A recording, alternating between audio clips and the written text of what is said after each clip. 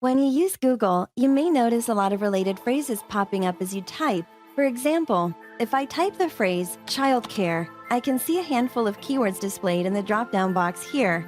If I type a space and run through the letters of the alphabet, I get more great keywords. Further, you can get even more novel suggestions if you start typing letters at the beginning of your query. You can ask fairly complex questions too. Suppose I want to write a set of articles on skincare. Then I can type in, is X good for your skin? As I replace the X with various letters, I get a whole new set of phrases.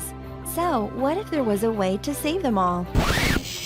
Well, now there is. Keyword Researcher is the best long-tail keyword scraper on the market. Once you type a phrase into the search box, simply put an asterisk at the point where you'd like Google to suggest some related phrases.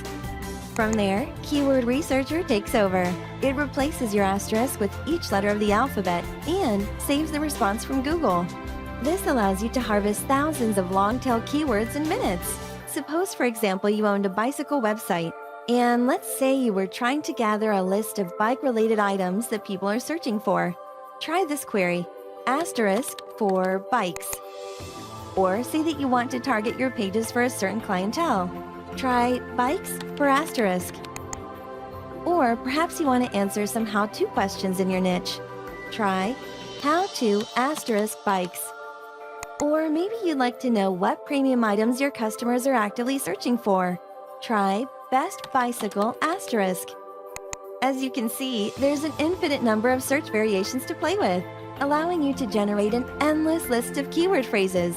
But that's not all, because Keyword Researcher comes with a complete array of keyword management and SEO tools. Suppose I have a new client and they need an SEO-optimized website for their low-carb diet video product. So I head over to the Google Keyword Planner and type a few phrases. Now I save the CSV file to my hard drive and start a new project in Keyword Researcher.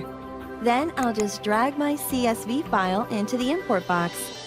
Okay, I just filled up my project with lots of keywords. Let's see what we got.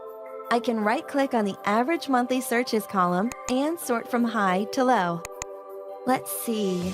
The Dukan diet is a competitor of my client's product, so let's put the keyword Dukan on the negative keyword list. So now in the future, when I bring in new keywords, my project will blacklist the phrases that contain that word Dukan. But now let's search for some keywords that we can use on our website. I'll type carb into the filter box and maybe add the word vegetarian. Let's see. Low-carb vegetarian recipes, that would make a good article topic. So I'll make a new category for vegetarians and create a new content article. My new article will encompass all 6 of these keywords, so I select them all and drag them into my article.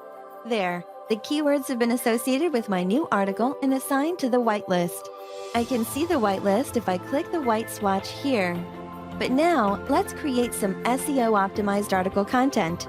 So I expand my content panel and set a publication date and meta description. Okay, let's create some content. Now I can look at my article tree and see which keywords I still need in my content. If the word is colored black, that means I didn't use it in my content yet. So let's add the word plan to my article. Okay, I want to make sure I include all of this top one here because it has a lot of searches per month. Green keywords mean that the entire phrase was found in the content. See? Now the phrase is green. If I press the highlighter icon, then the keyword's location in the content will highlight. Later, I should probably look around and find some more keywords for this article, but this is just a demo. So let's repeat our steps and create 4 more content articles for our website.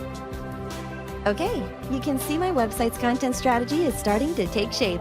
We've got 5 SEO-optimized articles about topics that reflect what people are actually searching for on the internet. Now, let's say our website is ready to go live. I can export my content to a WordPress XML file, and then I can import it directly into my WordPress website. And that's it. My content is online.